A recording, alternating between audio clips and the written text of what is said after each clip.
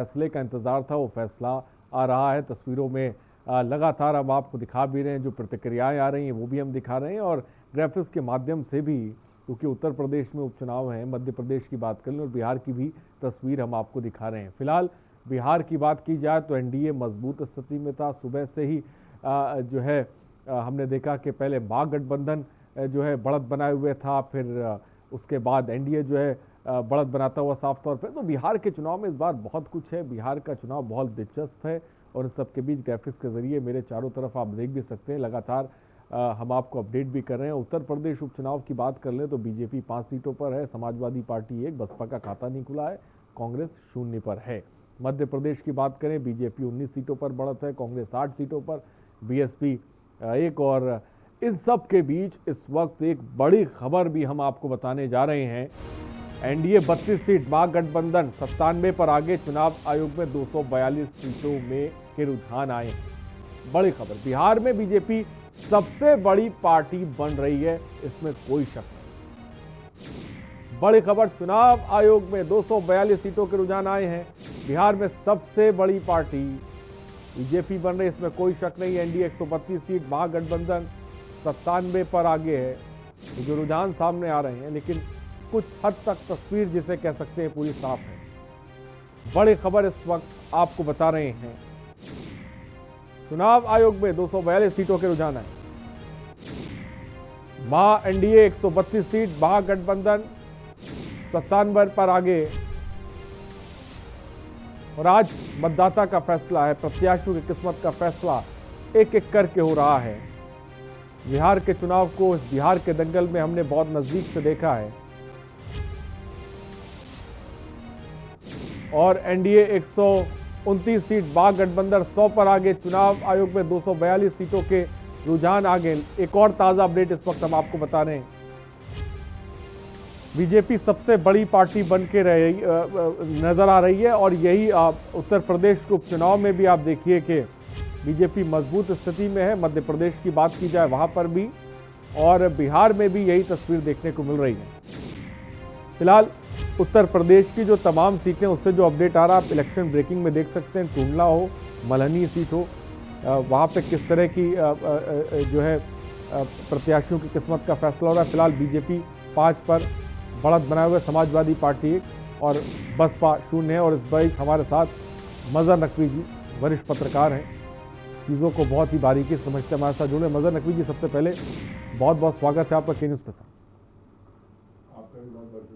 मजहर नकवी जी, जो आंकड़े कह रहे हैं बिहार के, उत्तर प्रदेश और मध्य प्रदेश के माई टीवी स्क्रीन पर है, क्या कहेंगे सबसे पहले आप? देखिए, सुबह तो महागठबंधन और एग्जिट पोल के पूर्वानुमान के हिसाब से बीजेपी को पीछे होना चाहिए था, लेकिन जैसे जैसे वक्त गुजर गया हम ये देख रहे हैं कि भारतीय जनता पार्टी जो है वो सिंगल लार्जेस्ट पार्टी के तौर पर उभर कर सामने आ रही है। तेजस्वी यादव का जो इलेक्शन प्लैंक था, इलेक्शन स्लोगन था, यह कहा जाए कि जो बेस था, वो सीधा सीधा ये था कि फॉरवर्ड वर्सेस बैकवर्ड। ये इसी प्लैंक के ऊपर उन्होंने पूरा चुनाव लड़ा।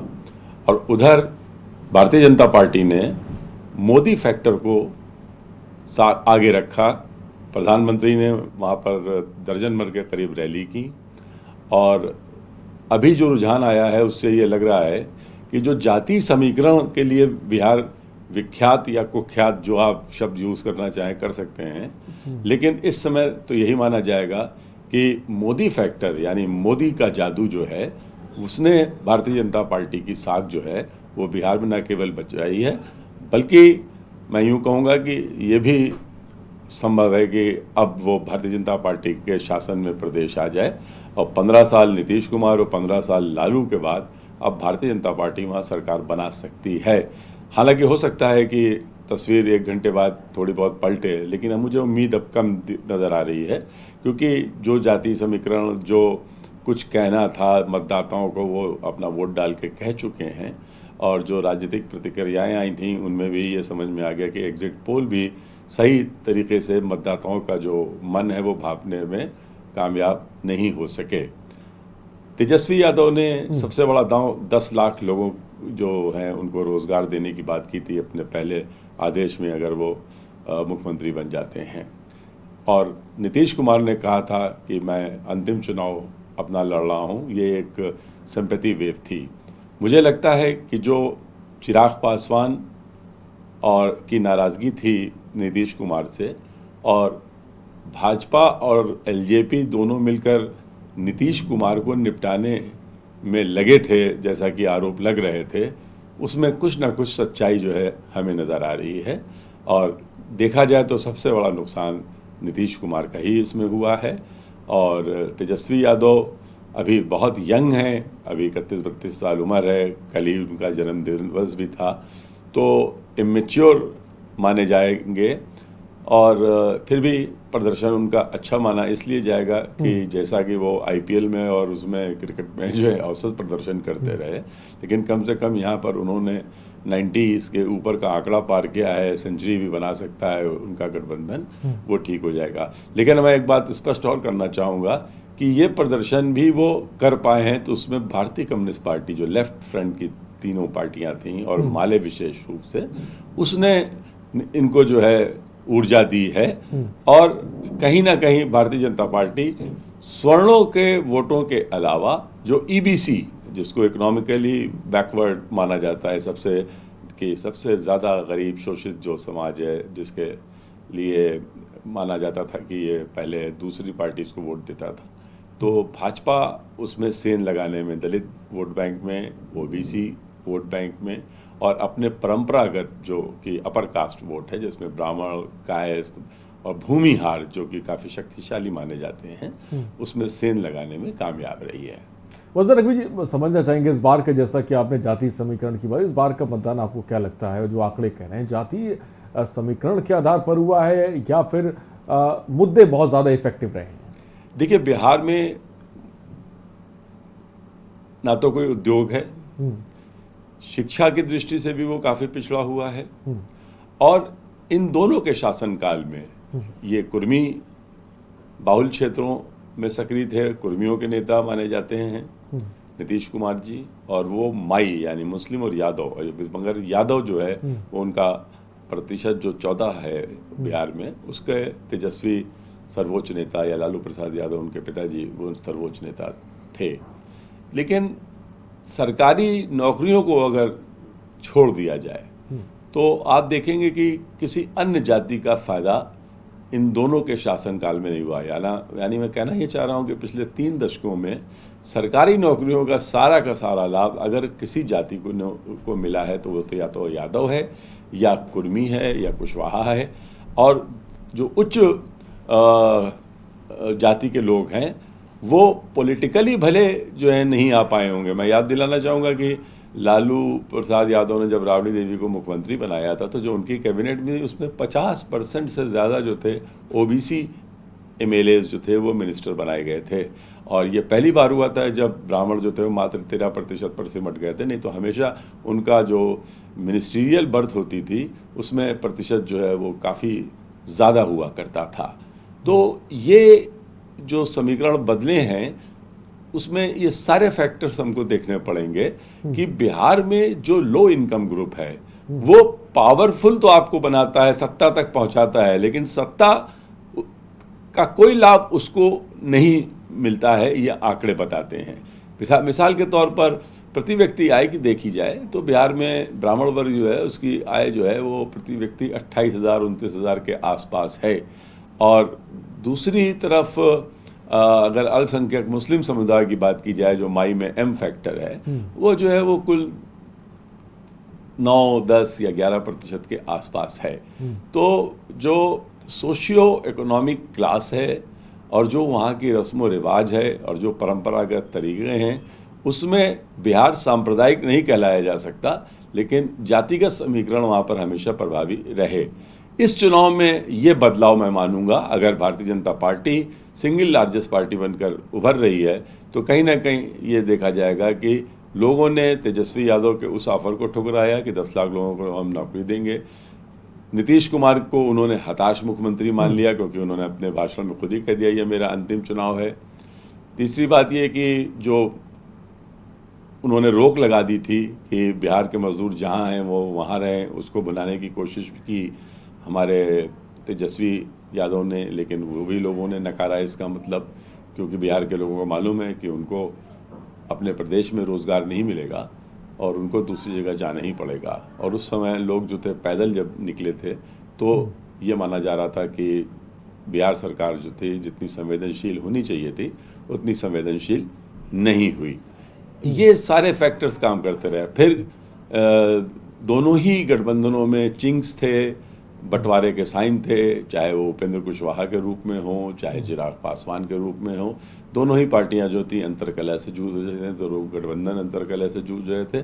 सिर्फ कम्युनिस्टों ने जो है पूरी ईमानदारी से साथ दिया महागठबंधन का, तो उसके परिणाम उन क्षेत्रों में देखने को मिल भी रहे हैं जहाँ पर ये जो महागठबंधन है बढ़त बनाए हुए है। बड़ी बात मजहर साहब, अगर मैं समझना चाहूँ कि कोरोना काल देश ने देखा था और बिहार की ही बात करें तो कई ऐसे मुद्दे थे जिसने कोरोना काल में ही साफ तौर पे जन्म लिया था। एक तरफ जिसे कह सकते हैं प्रधानमंत्री का चेहरा था, नीतीश कुमार था, और दूसरी तरफ टक्कर देने के लिए ये वाईएम का समीकरण बैठाया गया था।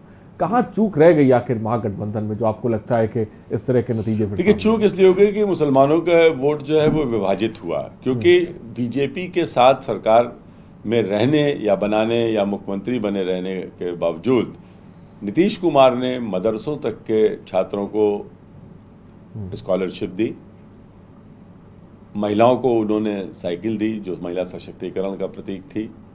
इसके अलावा अल्पसंख्यक समुदाय के लिए उन्होंने और बहुत सी विशेष योजनाएं बनाई थी।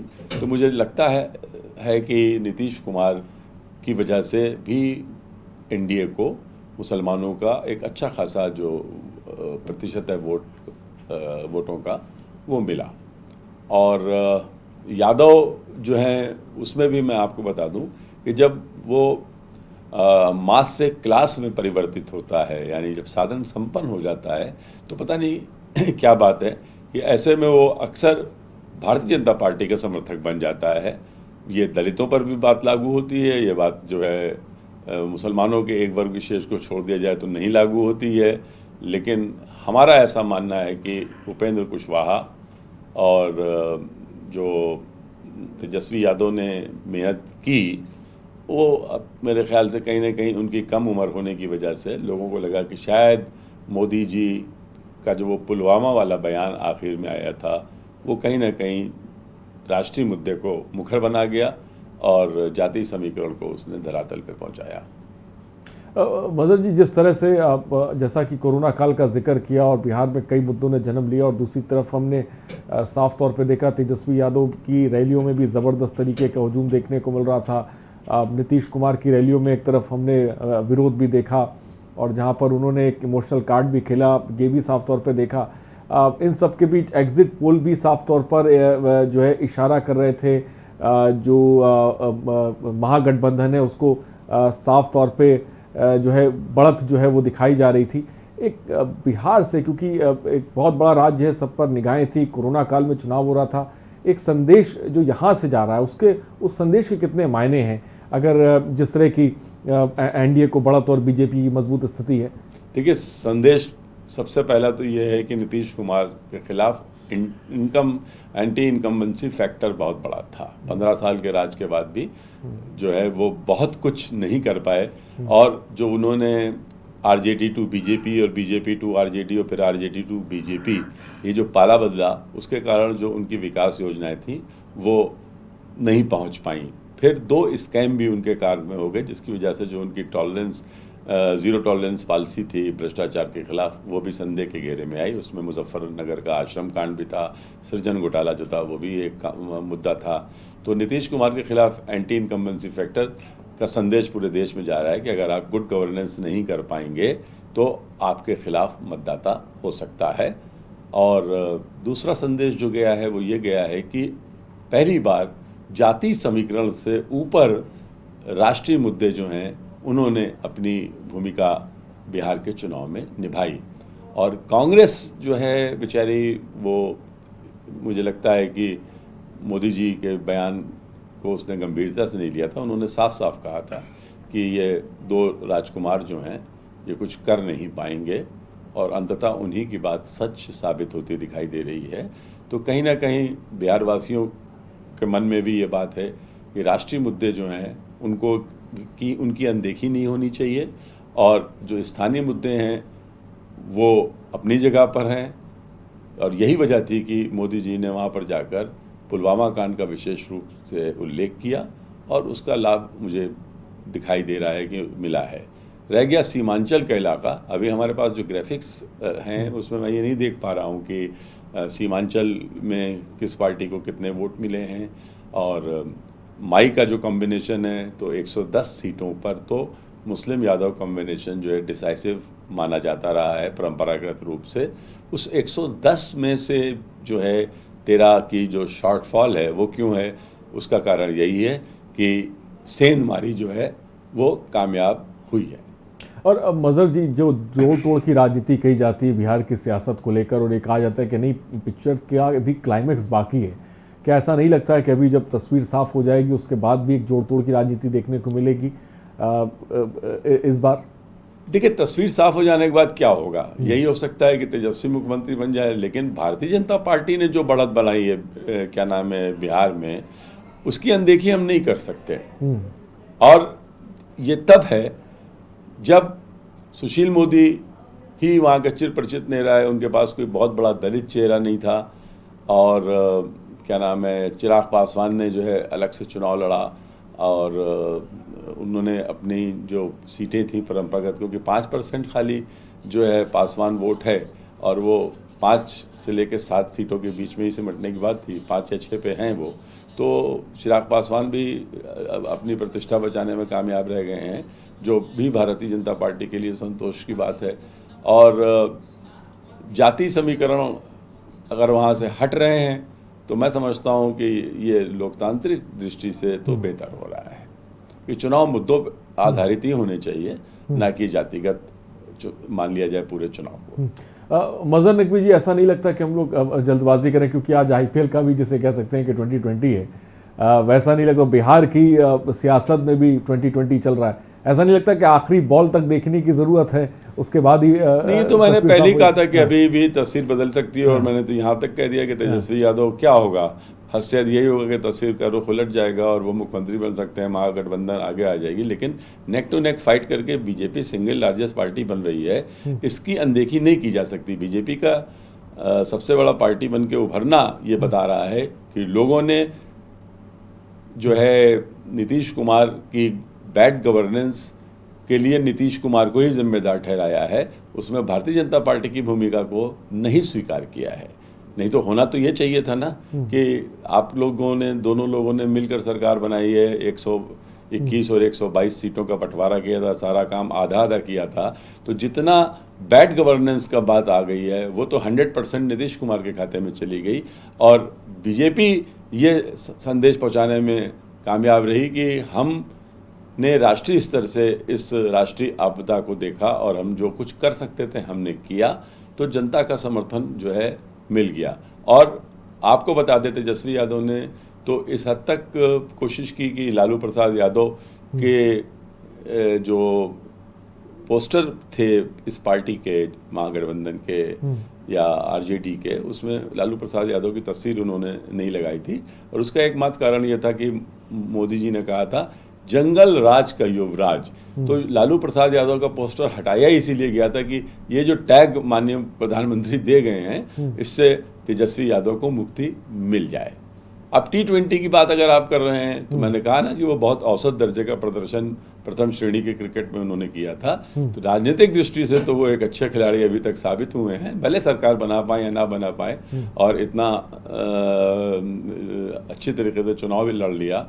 और 247 रैलीज की, कम नहीं होती हैं 20 दिन के अंदर, 47 रैलीज उसमें से कांग्रेस के लिए भी की और 23 रैलीज उन्होंने कम्युनिस्ट पार्टी के लिए भी की। एक इलेक्ट्रीफाइंग एनर्जेटिक लीडर के तौर पर अपने आप को स्थापित करने का प्रयास किया, युवाओं के बीच अपनी पैठ बनाई। लेकिन जो बुजुर्ग हैं, महिलाएं हैं और बेरोजगार जो 40% युवक है बिहार का, वो तो मुझे लगता है तेजस्वी यादव के साथ आ गया।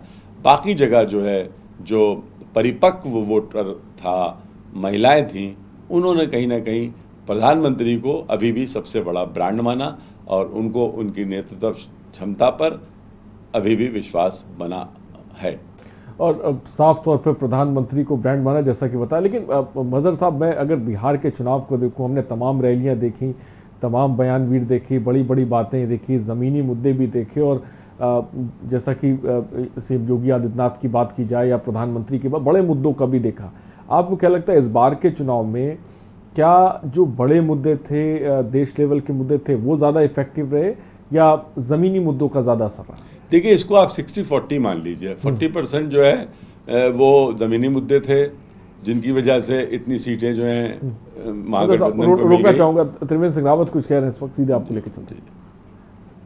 उल्टा कैसे हो गया?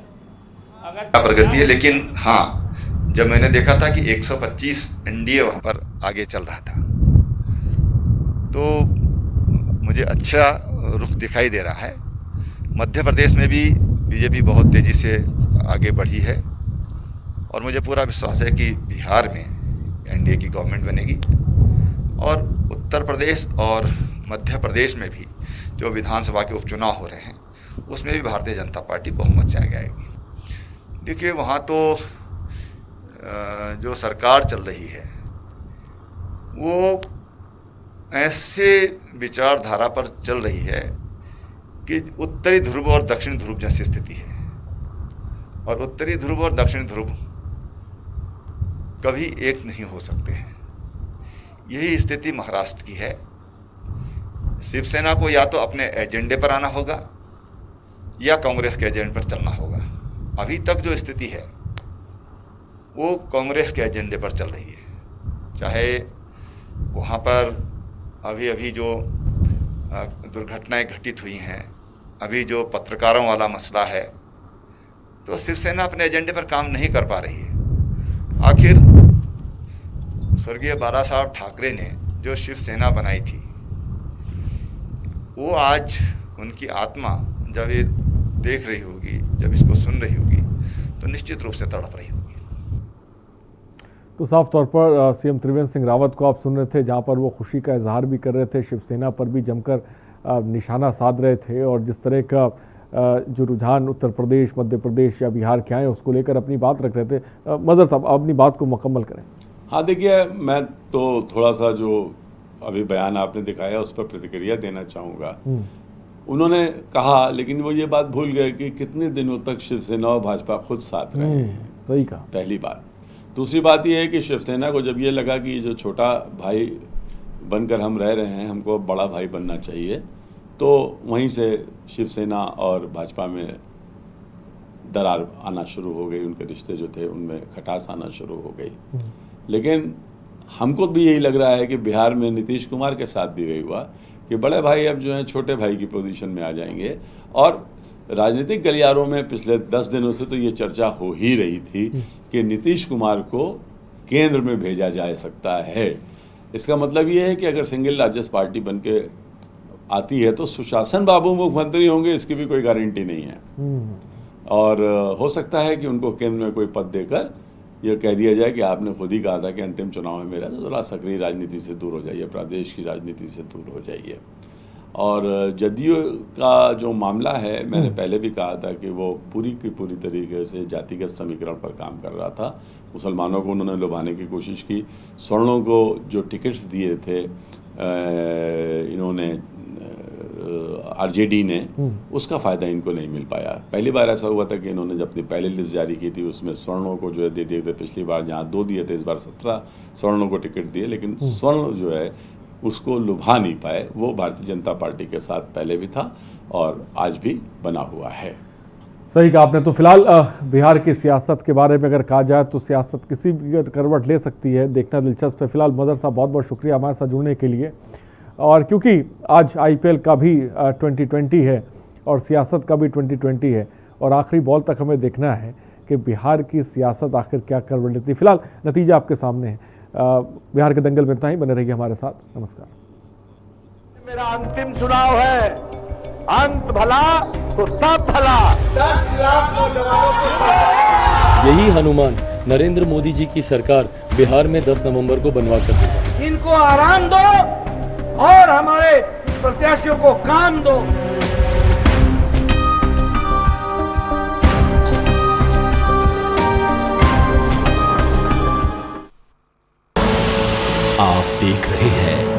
के न्यूज, खबरों का सारथी। GGS Education Group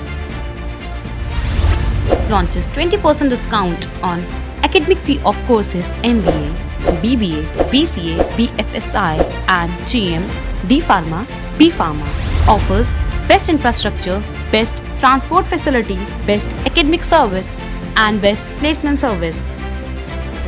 Register today to avail 20% discount